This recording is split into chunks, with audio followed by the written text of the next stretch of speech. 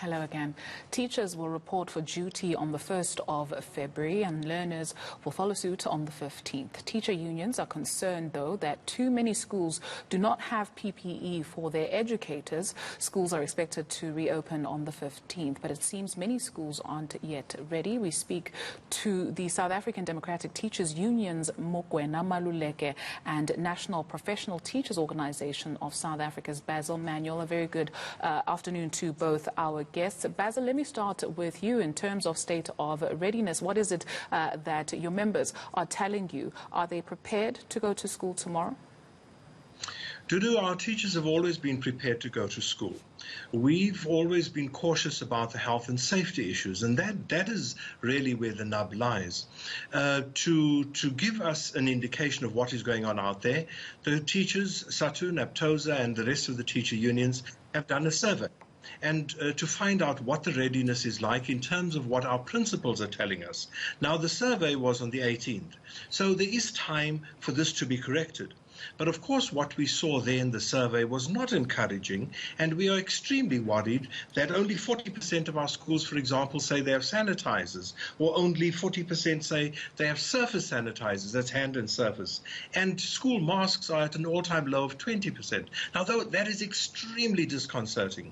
But ours is not to say, here's the reasons why we don't want to open. No, rather it is to say, get your act together to the DBE. This is what is out there. Don't tell us fancy stories. Tell us what is real. And let us get this thing working properly, because we need our children in schools, provided it's safe and all the health protocols are being followed. Right. Mr. Maluleke, which provinces fare the worst or are the least prepared? Thanks, Studio, and thanks for Basil and for having us indeed. Look, few provinces have fared very well, in particular the Western Cape, one in terms of where principals are confident that they may have the money, which is about 48%, that they can have the money to be able to purchase those particular sanitizers and cleaning materials for the schools. And clearly it is that in terms of a number of things, you have the rural provinces clearly still struggling, that you have Eastern Cape, Limpopo, and KwaZulu-Natal really faring the worst in terms of readiness, one in terms of the PPEs, and that obviously includes sanitizers, masks, and any other thing that is non-pharmaceutical, because very, very critical, like Basil is saying, that the health and safety of those who work in our school must always reign supreme to all of us, and therefore that is our first priority as they go back. And you have Gauteng and Free State that are really coming after the Western Cape in terms of readiness, especially when it comes to the issues of whether the schools have the necessary funds to be able to purchase, or where the department has got to do a direct purchase from there. And clearly there's a weakness in this thing, because majority of the schools which are quintile 1 and 3 in particular, that the majority of the school, obviously those can be supplied by government. But quintile 4 and 5 are regarded as the schools that can be able to afford. The issue is, during this particular COVID-19-2020, we have a problem where parents will not be able to pay the fees to enable this particular quintile 4 and 5 schools to be able to buy these particular non-pharmaceutical intervention materials that must be used. And that is a concern for us, because therefore we need stimuli, we need money to be injected in education to enable this particular school. You can't say because it's a quintile 4 and you assume that the parents are still working. Many parents have lost their jobs. Many are receiving 1/3 of their salaries, and therefore they're not able to support the school. So the school are really in dire need of financial support, and the Department of Education and the government must respond to this, because that will give confidence to our people into the public schooling system, and we can then be able to build resilience in our public education system. Basil, just based on what Mr. Maluleke has been saying, what have discussions been like with the Department of Basic Education? What is it that you have been told? We are in constant discussion with the department. We've had a meeting in this past week where we have shared this particular survey. Of course, there are some things being questioned on the survey, and it's the right of the department to share it, to question it. However, we are pointing out that this is an honest view.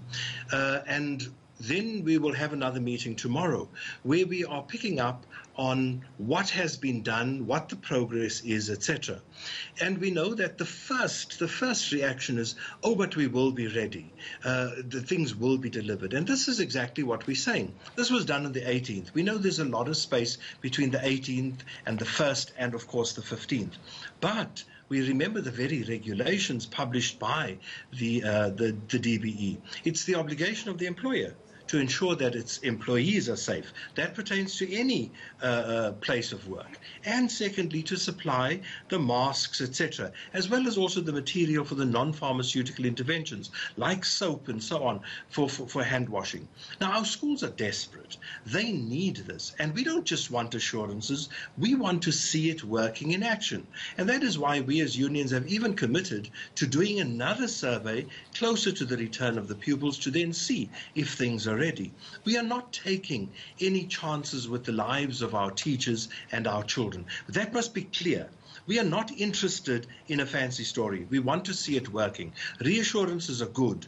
Now show us that, in fact, those reassurances are living up to what you are saying it is. The department has been receptive to our survey. They've certainly accepted it, and we certainly are happy that they are looking at it. That doesn't mean that they agree with everything. And now we want to see what they will do about the things we are saying. Hence, we did this early. Mr. Maluleka, just very quickly for us, what is the call to teachers then? First, I think we want to thank them in advance as they will be reporting the school. The first call we want to make is that it's in our hands. As you arrive in the school, make sure that any infection, preventive controls are in place. Make sure that you follow those particular protocols on non-pharmaceutical intervention, all of them, because we can make our school barriers to community infections and transmission if we follow those things. As they arrive in their schools, they have got to make sure that they check their readiness in terms of what the school management will be reporting to them. And as we are going to be now extending this particular survey, as Basil has indicated, they will also have an opportunity to be able to influence the information where we are not getting accurate information. We are appealing to them to be able to communicate with our structures on the ground to tell us exactly what the situation is. Remember that the law allows a person not to work in an environment that is a risk, an environment that is not safe, and therefore they have a responsibility to ensure that they also take that particular responsibility upon themselves to ensure that their environment is safe for them to be able to work. We want to thank them, and we want to really extend our heartfelt condolences to all the schools that will be grieving because they've lost one or two of their staff members, including the education support personnel. It is a week where they will be grieving together for the first time as they will be coming together, and we want to stand with them. We are in solidarity with everybody, and we can win this particular thing if we unite as a nation and not be sensationalist when it's come to education. Education is a powerful tool. We need to use it for awareness. We need to use it for empowerment and strengthening our societies. Sirs, a big thank you to you for your time this afternoon.